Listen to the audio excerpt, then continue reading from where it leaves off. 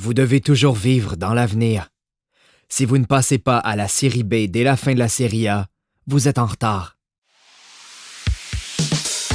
Bonjour, je m'appelle Michael Ainsworth.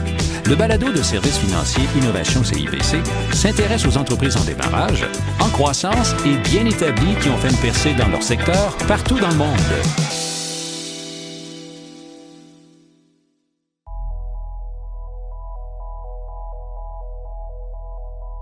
Selon Accenture, en 2019, 2 cyberattaques sur 5 visaient le marché des petites et des moyennes entreprises.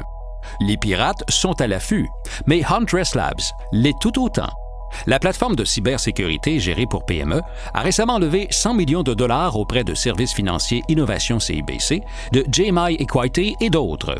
Beaucoup d'entre nous seraient impatients de dépenser une telle somme d'argent. Mais Marcos Torres, chef des services financiers, ne fait que commencer. Selon lui, mobiliser des fonds est plus sérieux que se marier. Maintenant que les taux d'intérêt nuls sont derrière nous, la tâche n'est pas aussi facile qu'en 2019. Pour ce chef des services financiers, à quoi ressemble une stratégie de croissance interne et par acquisition?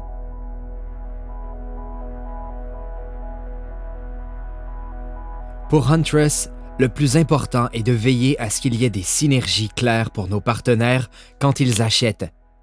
Quand vous songez à acheter quelque chose, ce n'est pas seulement un produit de plus qu'on peut vendre, mais comment on peut apporter quelque chose qui peut être entièrement intégré à notre plateforme actuelle.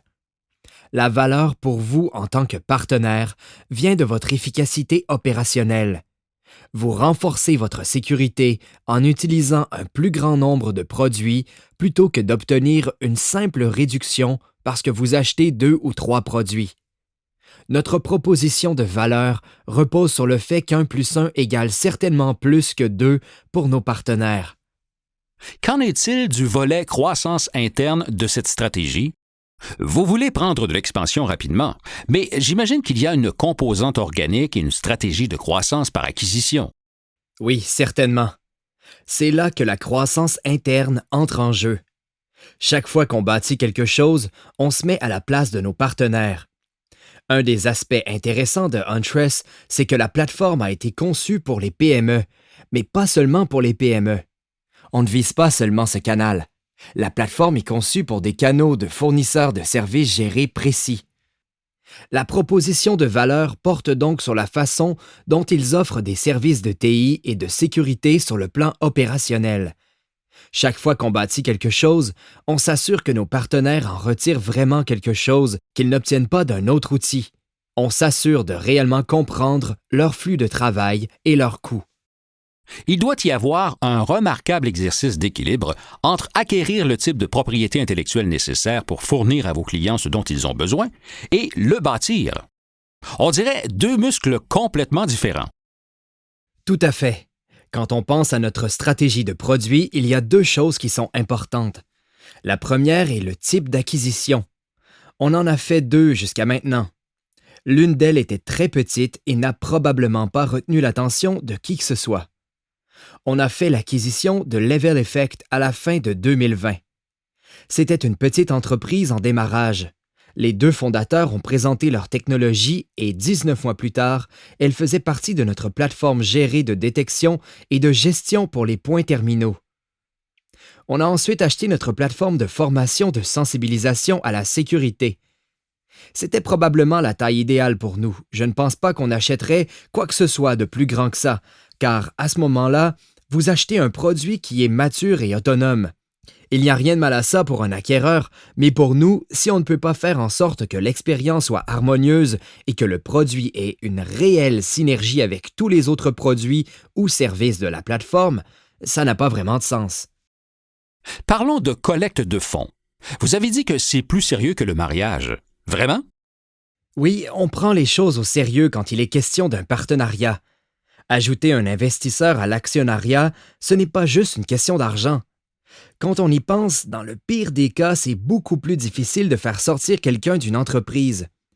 Vous avez probablement entendu des histoires d'horreur sur la recapitalisation. Et ce n'est pas seulement une question de capitalisation ou d'argent, il y a beaucoup de répercussions. C'est presque comme se couper un bras et espérer qu'il repousse. L'entreprise n'est jamais la même. On sait que ça peut être traumatisant pour une entreprise et on veut éviter ça à tout prix. C'est pourquoi on prend ça au sérieux. C'est un mariage et le divorce n'est pas une option. Il faut s'assurer que c'est la bonne personne. Vous n'êtes pas que de l'argent. Vous apportez beaucoup plus que ça. C'est ce qu'on a fait avec tous nos partenaires. De nombreux entrepreneurs ne sont pas en mesure d'obtenir du financement dans le contexte actuel. Comment y parvenez-vous? Il y a deux choses. Tout d'abord, on a toujours été très responsable sur le plan budgétaire, même à l'époque où le financement était facilement accessible. Vous savez, il y a 2 ou 3 ans, le marché était beaucoup plus avantageux. On a toujours été très prudent parce qu'on surveille le marché. Une des choses qu'on a constatées, c'est qu'il y avait beaucoup d'indicateurs qui n'allaient pas du tout. L'histoire ne se répète pas vraiment, mais elle rime souvent.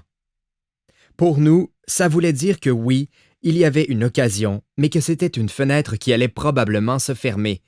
On essaie de tirer le maximum de ces occasions pour faire croître l'entreprise tout en s'assurant aussi de ne pas prendre des décisions à sens unique et de privilégier les décisions à double sens. On a donc toujours conservé l'option de lever le pied de l'accélérateur et de s'adapter aux fluctuations du marché sans se peinturer dans le coin du point de vue de la gestion. Vous comprenez de là où va notre argent, de l'embauche, de toutes ces choses-là. Parlez-moi de la possibilité de creuser le puits avant d'avoir soif. Oui, c'est notre philosophie en matière de capital. Selon moi, une des erreurs que commettent beaucoup d'entrepreneurs et d'équipes de gestion, c'est de sortir quand ils ont besoin d'argent, quand ils ont 3 mois avant de manquer d'argent, 6 mois avant de manquer d'argent, et de ne pas avoir de plan A, B, C et D. On l'a vu en 2008 quand le crédit s'est tari très rapidement. C'était un tout autre type de crise. Et encore une fois, vous devez avoir accès à de multiples formes de capital, avoir une masse de capital diversifiée et même avoir des partenaires bien capitalisés. Vous savez, votre plan A pourrait être de mobiliser des capitaux, votre plan B pourrait être une dette sur laquelle vous appuyez, et votre plan C pourrait être de bâtir un pont avec vos investisseurs actuels. Et il ne faut pas passer du scénario A au scénario B et C. Il faut faire les 3 en même temps. Et je crois que c'est probablement le plus grand défi auquel on fait face quand on réfléchit à la planification de scénarios.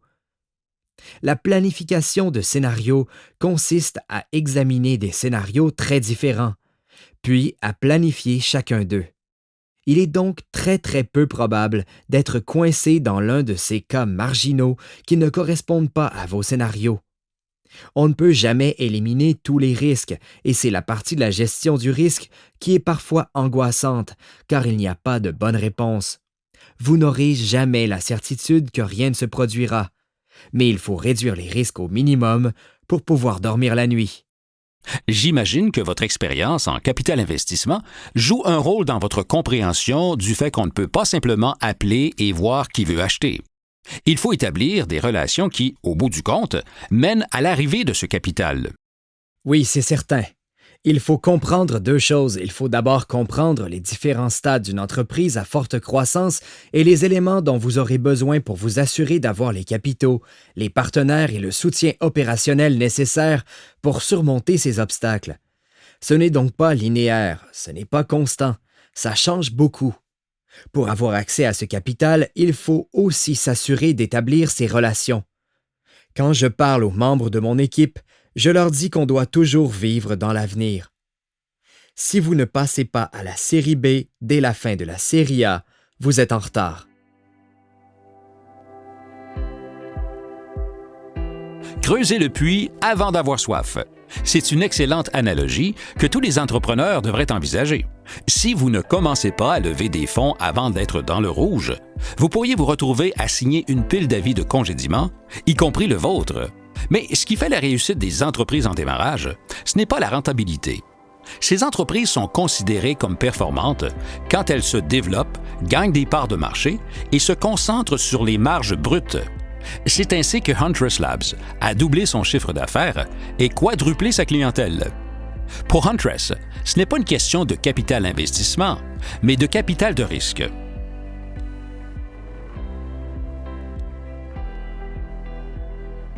C'est exact.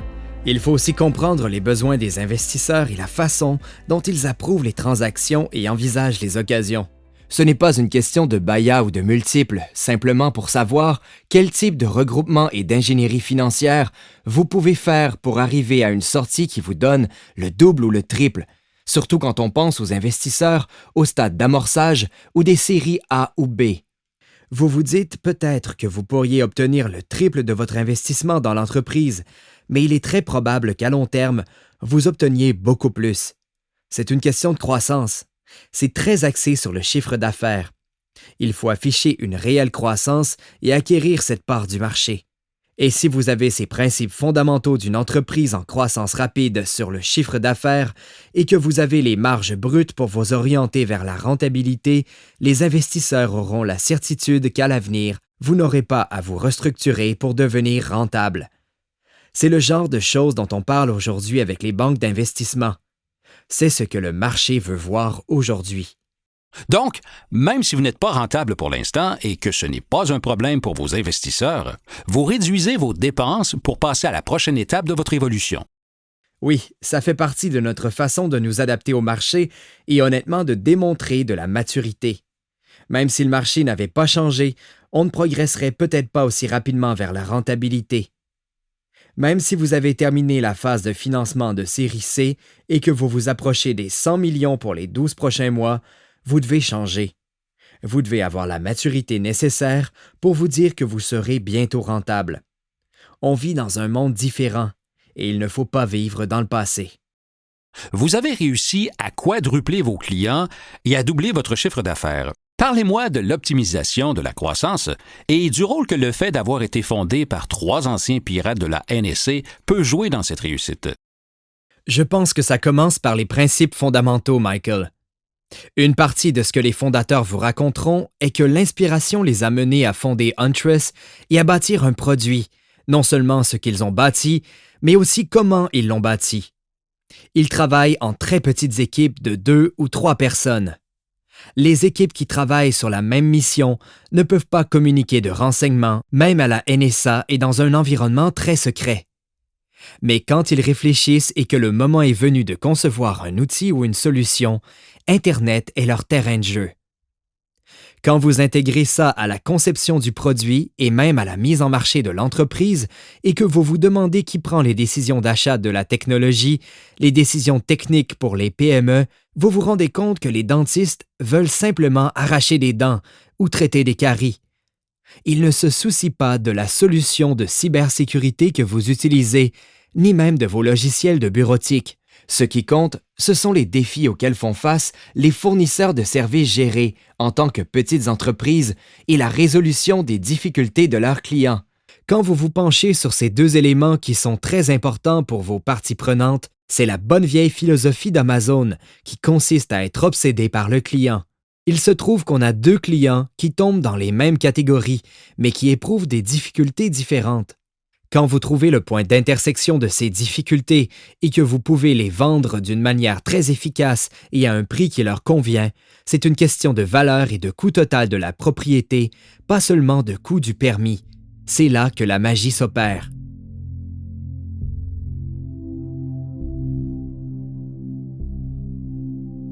C'est en étant obsédé par le client que l'entreprise a quadruplé sa clientèle et doublé son chiffre d'affaires. Mais ce n'est possible que si votre entreprise est en mesure de prendre de l'expansion. C'est de là que vient la rentabilité. Et pour prendre de l'expansion, il faut bâtir une entreprise qui ne nécessite pas des coûts équivalents pour relever ce défi de croissance. M. Torres me dit que tout commence par le client cible.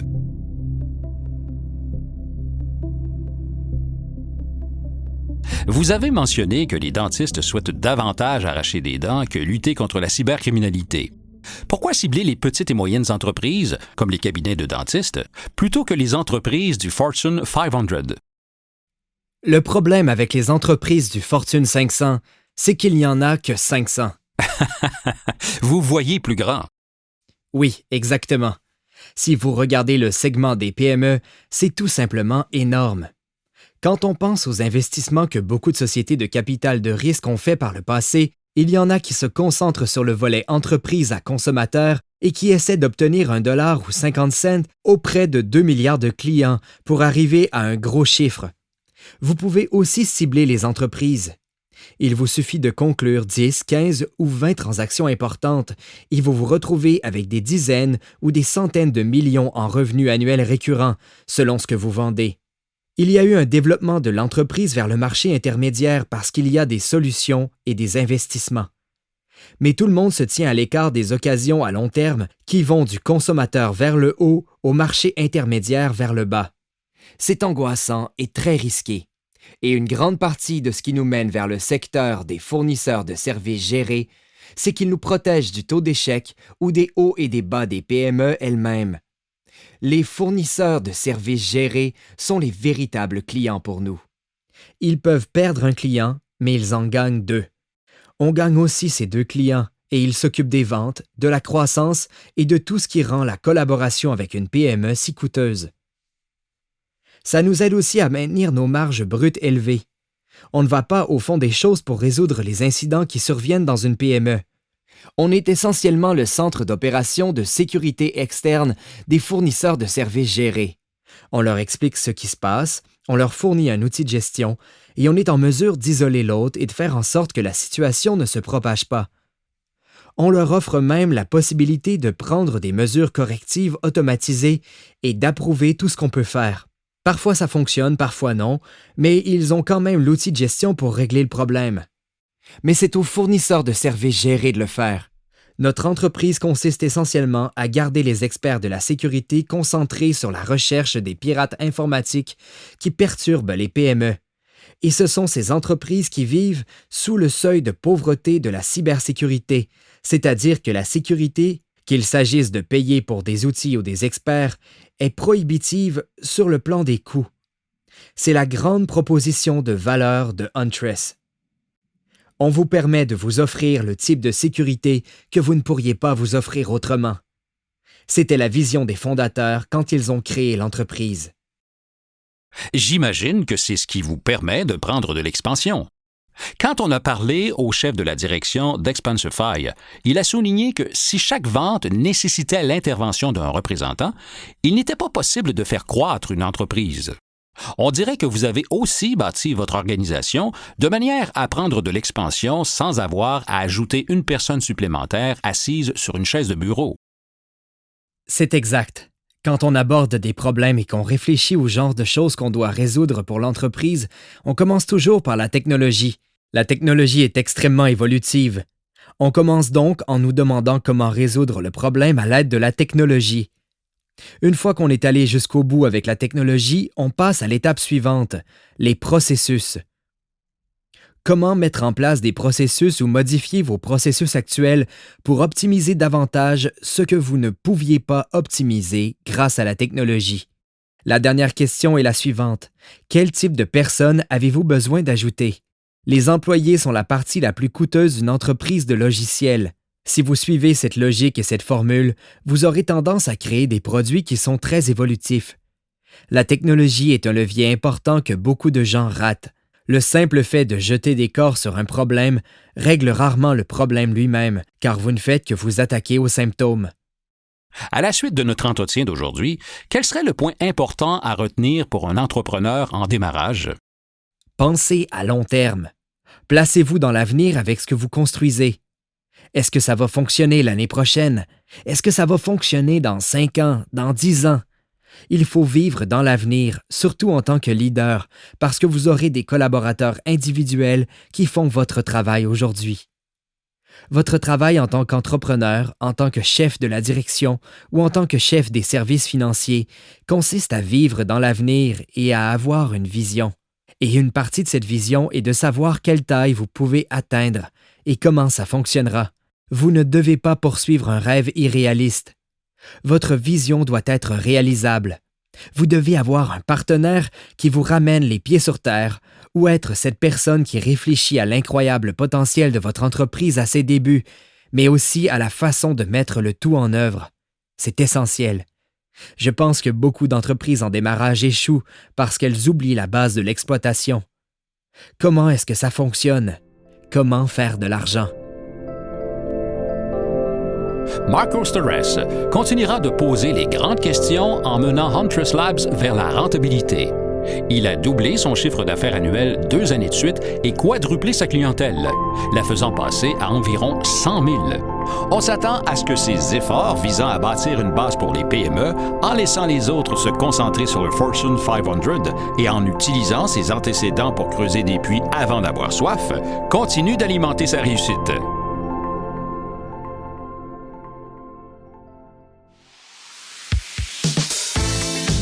Vous écoutiez le balado de Services financiers Innovation CIBC, où nous apprenons les secrets de l'innovation, de l'économie et de la réussite des entrepreneurs qui ouvrent la voie à l'avenir. Je m'appelle Michael Hensworth. Je vous remercie d'avoir été des nôtres.